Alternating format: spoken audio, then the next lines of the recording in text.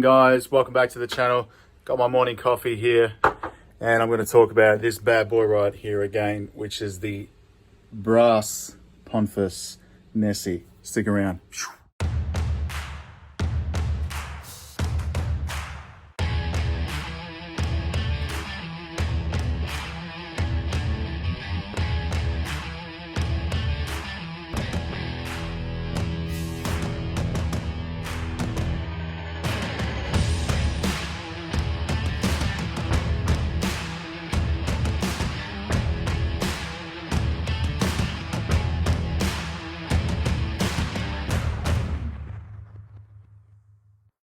Welcome back to the channel, guys. Hope you're all doing well. I've got my morning coffee here.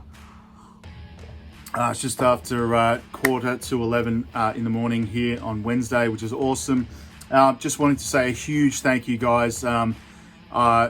Obviously just hit over 1,000 subscribers last month, and that was crazy. And I did get a confirmation email from YouTube, which is hilarious. And I'll put a screen recording of that up now. They send you an email saying, isn't this bananas or something like that? And it's hilarious. So that got officially confirmed. So thank you very much, guys. I really appreciate it. Again, I had some awesome viral videos with Arnold and Callum Von Moga, and I believe a couple of videos with Slash, and that's just, my channel has just been exploding ever since then. So thank you very much, guys. All right, what I wanted to get into is this bad boy right here, the Pontvs Nessi Brass or bronze diver right here. This is an incredible watch, guys. Had this in my collection now for almost a year now, and I've been wearing it quite a bit. The watch is 47 millimeters wide by 58 millimeters from lug to lug right there. It's a decent sized watch, but I had a real passion for bronze divers, and given the fact that this is a pretty reasonable bronze diver, this one's actually sold out now around the world, but I actually got this off a guy in Canada, so thank you if you're watching this video, mate. So this particular model, the Nessi, is sold out worldwide. Bronze divers are quite expensive now. I've got a couple. I've got this one and the Hellberg CH1, which is the Rolex deep sea special homage to that particular watch, but it's in a bronze as well. So this particular watch, it's funny because obviously with my jewelry that I'm wearing now, and I'm wearing the Money Beast skull ring and the large line signet ring here, so you can see those. I use a black oxidized, which is a liver of sulfur. Now, when it comes to bronze watches, you kind of can't wear a bronze watch unless it has some sort of a patina on it. The best is actually using salt water and wearing it in the salt water whilst mucking around or going diving or whatever it is. But if you're not doing those activities, you can either use an egg, funnily enough, in a Ziploc bag, and you boil an egg and you crush it, and it'll actually give it a nice patina, which is okay. Then you can use, obviously leave it in salt and vinegar, which I've done to give it that aging look. And obviously with the egg as well, I've just thrown it in a whole bunch of stuff, really. And the other thing is liver of sulfur, which I use for my rings, which actually gives it that black patina look there in the rings there in those engravings. But that actually makes the bronze go black, believe it or not, and it's pretty cool. And you rinse off the liver of sulfur, sorry, and you can see it on, I don't know if you can see it on the camera there, but there's still some residue left there, but it makes the bronze actually a lot darker. The next thing I'm going to try actually with this bronze diver is try and get that patina with the blue and the green sort of texture on the watch. Now you can do that using ammonia.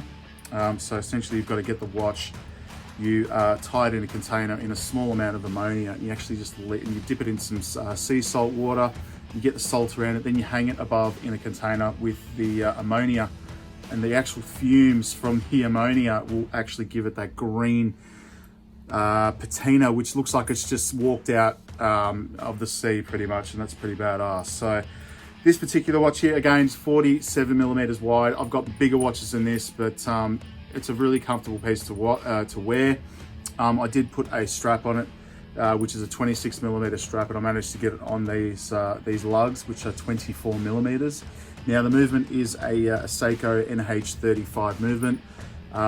It's an automatic movement here, and you can see, you can probably hear that there, I'm not sure. No, you can't. It's automatic movement, and you can wind it. It's obviously got the date window there, you can see. Now, the other thing as well, it is sapphire glass, which sapphire crystal, so that is very scratch resistant there with the sapphire. It will take a knock. It is a very solid watch. Other than that, guys, let me have a look here.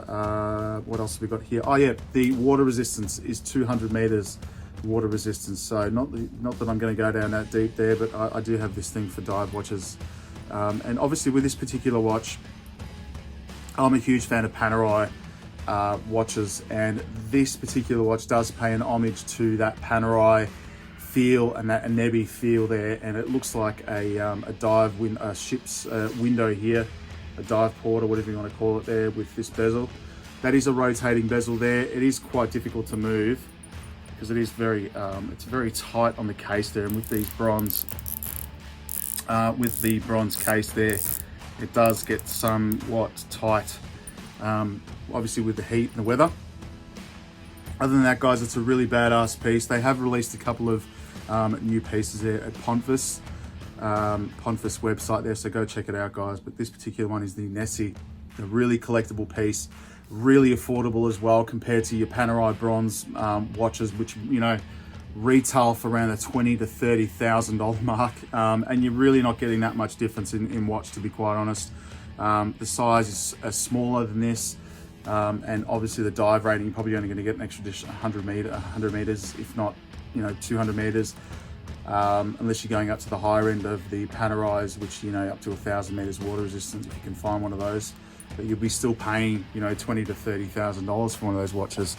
So this one in particular reminds me of the PANERAI Egiziano and the Anebi Titanic, which I do have as well, which is the world's biggest watch. So guys, this is the Pontvs watch I'm wearing now today, and big fan of this watch, guys. So check them out. They're a great brand, Pontvs.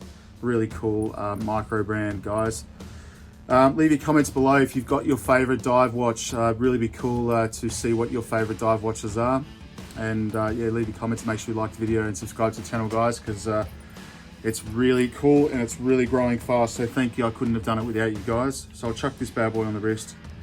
Really need to get a couple more straps actually, but we'll do that after the Christmas break. But you can see that there. I've got a 7.5 inch wrist, and it sits quite nicely, and it doesn't sit too proud either. It's quite thin, believe it or not, but it's a badass watch. So hopefully when I do a new video, I'll have done a patina on this watch with the ammonia, and hopefully I don't burn a hole in the ground or something like that. But thanks for sticking around, guys. Stay safe, take care, and we'll be putting up a new video soon. All right, cheers.